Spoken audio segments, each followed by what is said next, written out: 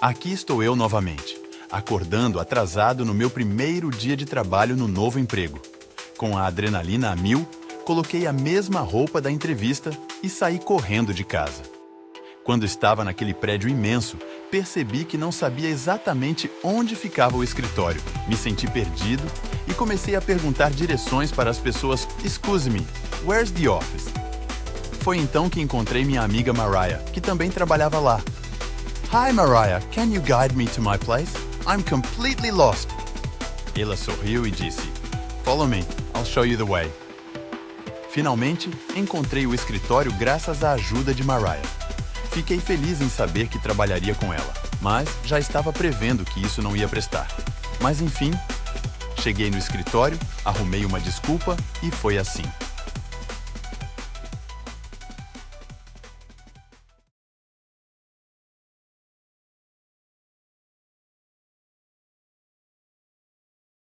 Salve, discípuli e discipulae. É com grande honra que lhes dou as boas-vindas à 7ª aula do curso Latium Vox. Eu sou Iulius Caesar, conhecido estrategista e estadista romano, e também o visionário por trás deste curso revolucionário. Hoje, vamos nos concentrar no uso de preposições de lugar e na formulação de frases interrogativas para pedir direções. Vocês sabiam que os antigos romanos foram pioneiros na construção de cidades organizadas e infraestruturas impressionantes? Roma era famosa por suas estradas bem planejadas, aquedutos e edifícios públicos. A habilidade de se orientar e encontrar caminhos era essencial para a vida cotidiana, desde os cidadãos comuns até os soldados e comerciantes que viajavam por todo o império. No idioma inglês, utilizamos preposições de lugar para descrever a localização de objetos e lugares, assim como os romanos usavam marcos e sinais para se locomoverem por suas cidades. Além disso, saber formular perguntas para pedir direções é crucial para se orientar em ambientes novos e desconhecidos. Nesta aula, seguiremos a história de André em seu primeiro dia de trabalho em uma cidade nova, usando preposições de lugar para descrever onde está e onde precisa ir, e fazendo perguntas para obter direções claras e precisas. Preparem-se para explorar essas estruturas gramaticais e ver como elas se aplicam em situações reais. Avante, juntos, na Latium Vox.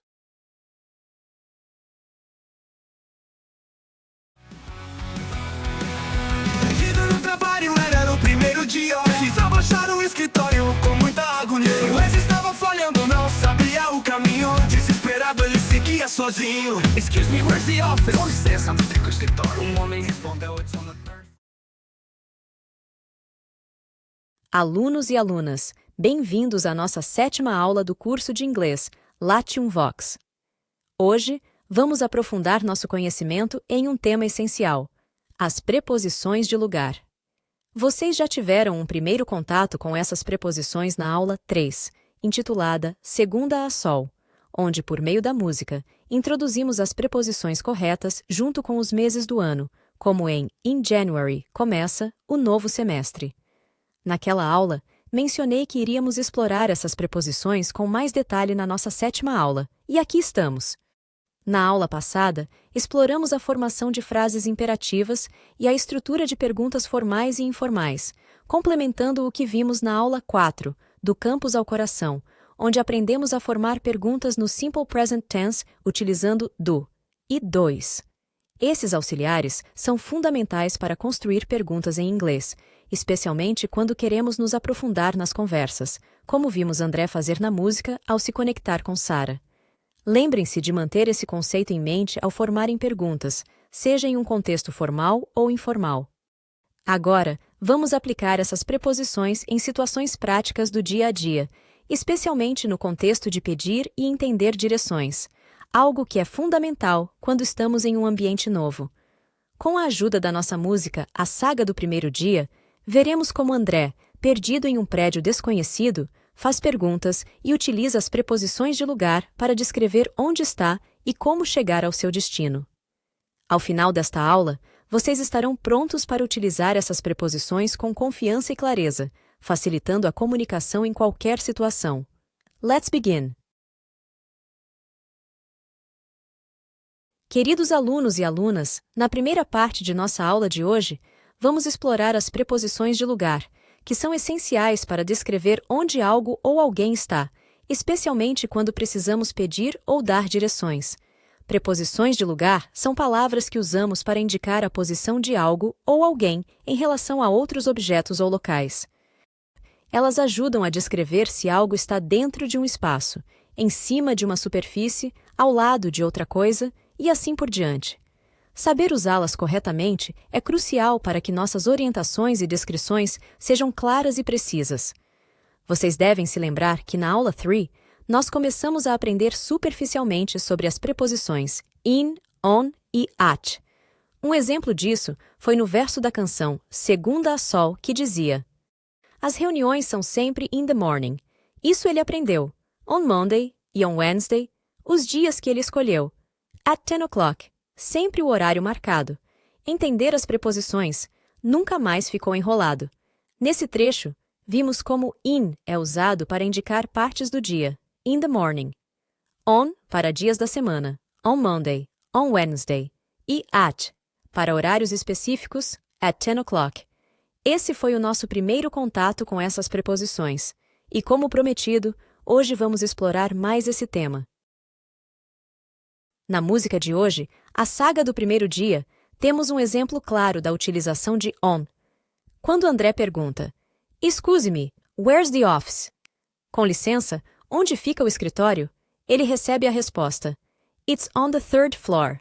É no terceiro andar. Aqui, on é a preposição utilizada para indicar que o escritório está em um andar específico. Agora, vamos aproveitar esse exemplo e o que aprendemos na música Segunda a Sol, para entender melhor como usar in, on e at, in. Usamos in para indicar que algo está dentro de um espaço fechado ou definido. Por exemplo, in the morning, de manhã. Refere-se a um período do dia dentro de um intervalo de tempo. Mas também usamos in para locais físicos, como em I'm in the store. Eu estou dentro da loja. Isso significa que você está dentro do espaço físico da loja.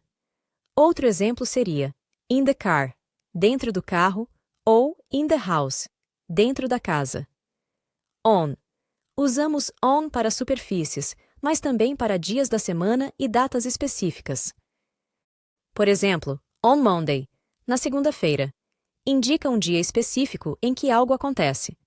No exemplo da música de hoje, on the third floor indica que algo está em uma superfície específica. Neste caso, o terceiro andar de um prédio. Outro exemplo seria on the table, sobre a mesa, que indica que algo está em uma superfície plana. At. Usamos at para pontos específicos no tempo e em locais precisos. At 10 o'clock, às 10 horas, é um exemplo de um horário específico. Também usamos at para locais específicos, como at the store, na loja, que indica que você está em um ponto específico, geralmente próximo ou dentro de um local, mas sem especificar que você está dentro do espaço físico.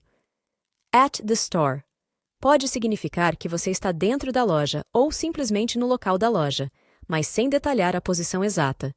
Por exemplo, at the office, no escritório, indica que você está no local de trabalho, mas não necessariamente dentro de uma sala específica. Para diferenciarmos, pensem no seguinte: I'm in the store significa que você está dentro da loja. I'm at the store significa que você está na loja, mas pode ser dentro ou apenas nas proximidades. I'm on the store seria usado em contextos específicos, como se você estivesse sobre o telhado ou uma estrutura da loja, o que é raro, mas possível em inglês. Essas preposições serão abordadas com mais profundidade na aula 14, quando chegarmos à música Chateau das Estrelas. Nesse ponto do curso, a música conterá 40% do vocabulário em inglês, permitindo que vocês expandam significativamente o repertório de palavras, algo que ainda não é possível neste estágio inicial. Além de solidificarmos o uso de in, on e at, na aula 14, também aprenderemos outras preposições de lugar que ampliarão ainda mais sua compreensão. Preposições como under, embaixo de, usada para descrever algo que está diretamente abaixo de outra coisa. Exemplo: The cat is under the chair. O gato está embaixo da cadeira. next to, ao lado de. Usada para descrever algo que está ao lado de outra coisa. Exemplo: The bank is next to the supermarket. O banco está ao lado do supermercado. Between, entre. Usada para descrever algo que está no meio de dois objetos ou lugares. Exemplo: The school is between the park and the library. A escola está entre o parque e a biblioteca. In front of, em frente de. Usada para descrever algo que está na parte da frente de outra coisa. Exemplo: The car is in front of the house. O carro está em frente da casa. Behind, atrás de. Usada para descrever algo que está na parte de trás de outra coisa. Exemplo: The store is behind the restaurant. A loja está atrás do restaurante. Essas preposições e exemplos nos permitirão explorar novos contextos e enriquecer nossa comunicação à medida que avançamos no curso. Nota: na aula 16, com a música Ideia Desprezada, vocês perceberão um aumento significativo no vocabulário presente nas canções, especialmente porque, a partir da aula 10, adotamos uma nova estrutura nas músicas. A primeira parte das canções será mesclada ainda mais com o inglês, enquanto a segunda parte repetirá a mesma letra, mas inteiramente em português. Isso nos permite introduzir um vocabulário mais amplo, incluindo o uso das preposições in, on e at, de forma mais integrada. Essa abordagem facilita a compreensão completa da letra, garantindo que vocês assimilem essas preposições de maneira mais natural e eficaz. A repetição, aliada à tradução imediata, solidifica esses conceitos, permitindo que vocês utilizem in, on e at com confiança e precisão em contextos variados, como ao marcar compromissos e horários. Agora que já revisamos as preposições de lugar, vamos nos aprofundar em um aspecto crucial da comunicação em inglês: como fazer perguntas para pedir direções. Na aula passada, exploramos frases imperativas e a construção de perguntas formais e informais. Hoje, o foco será em como fazer perguntas que nos ajudem a navegar por um ambiente desconhecido. Vamos ver algumas estruturas básicas que são indispensáveis para pedir informações de maneira eficaz. Where is, aonde é ou aonde está, ou where are, aonde são ou aonde estão. Esta estrutura é usada para perguntar a localização de algo ou alguém. Por exemplo, se você está procurando um escritório, pode perguntar: Where is the office? Onde está o escritório? Usamos where is para perguntar sobre um único local ou objeto. Agora, se o que você procura é mais de um item, como chaves, por exemplo, você usaria where are, como em Where are the keys? Onde estão as chaves? How do I get to? Como eu chego a? Quando você precisa de direções para chegar a um lugar específico, esta é a pergunta que deve usar.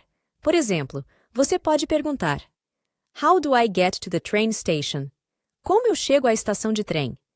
Esta estrutura é muito útil quando você sabe o nome do lugar, mas não sabe como chegar até lá. Outro exemplo seria: How do I get to the museum? Como eu chego ao museu? Can you tell me? Você pode me dizer. Esta é uma maneira educada de pedir informações. Por exemplo, se você precisar saber onde está o banheiro, pode perguntar: Can you tell me where the bathroom is? Você pode me dizer onde fica o banheiro? Usar Can you tell me torna a pergunta mais cortês, o que é ideal quando você quer ser polido.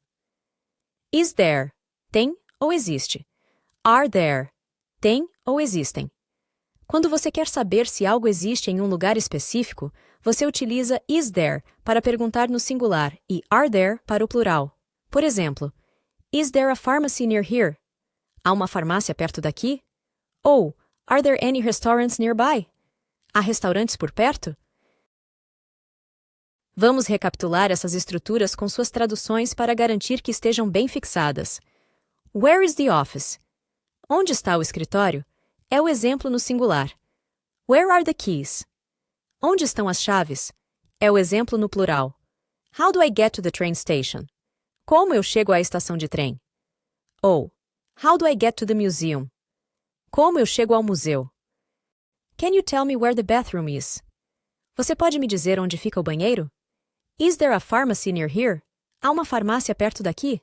é o exemplo no singular. Are there any restaurants nearby? Há restaurantes por perto? É o exemplo no plural. Essas estruturas estão presentes na música A Saga do Primeiro Dia, onde André utiliza várias dessas perguntas para se orientar dentro de um prédio desconhecido.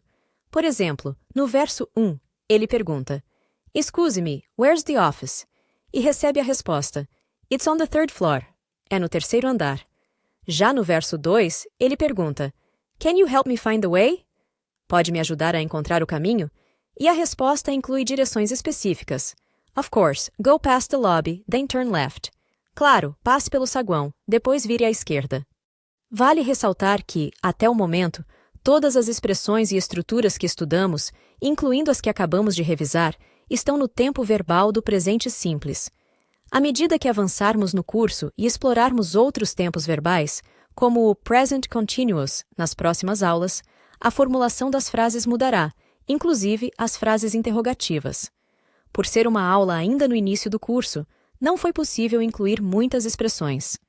No entanto, na aula 16, com a música Ideia Desprezada, falaremos mais sobre expressões interrogativas em contextos formais, assim como o uso de preposições de tempo, que vimos na primeira parte desta aula. A música Ideia Desprezada narra a história de André enquanto ele tenta apresentar uma proposta inovadora no trabalho, mas encontra resistência por parte de seu chefe. Ao longo da canção, André precisa marcar reuniões, ajustar compromissos e negociar novos horários, tudo isso enquanto lida com a frustração de ver sua ideia não ser valorizada. Esta música é rica em exemplos de como usar expressões formais para marcar compromissos e fazer pedidos educados, além de ilustrar o uso das preposições de tempo que já começamos a explorar. Ao conectar as lições desta aula com o contexto desafiador vivido por André, a música ajuda a fixar esses conceitos de maneira prática e envolvente.